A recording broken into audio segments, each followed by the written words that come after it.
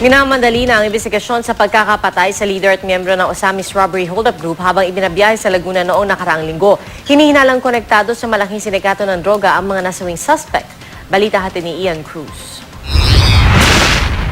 Sinisimula na raw ng PNP ang proseso para sampahan ng kasong administratibo ang mga opisyal at kawani ng Calabarzon Police na sangkot sa pagkamatay ni Ricky Cadavero alias Kambal at Wilfredo Panogalinga alias Kulot sa umano'y ambush at ng kampang-aagaw ng baril San Pedro Laguna isang linggo na nakakaraan. No firefight in the incident. So parang strong indications that they were killed. We are still gathering more evidences relative to this. Pero ngayon pa lang daw, ramdam na raw nila ang pagkilos ng galamay ng malaking sindikatong nasa likod ng drug operations ni Jackson D na itinakas noon ni Nakambal.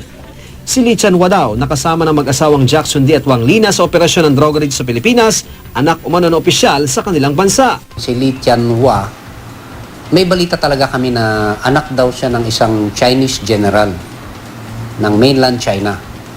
So, yung information na yan ay bine-verify pa namin.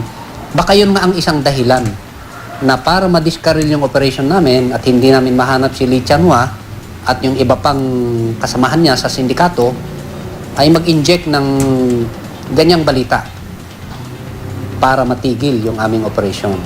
Tumanggi muna magkomento si Defense Secretary Volter Gasmin ukol dito habang bineberipika pa ang issue.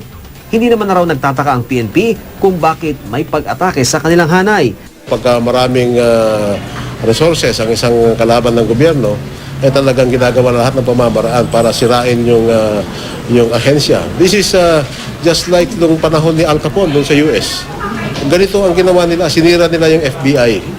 So this is what is happening right now.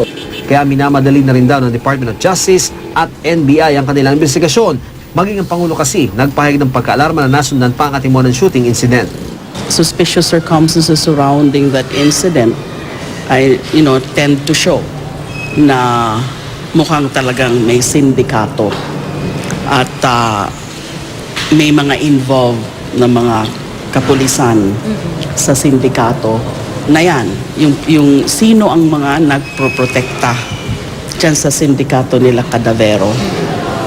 Na merong motibo para i-silence yun si Cadavero.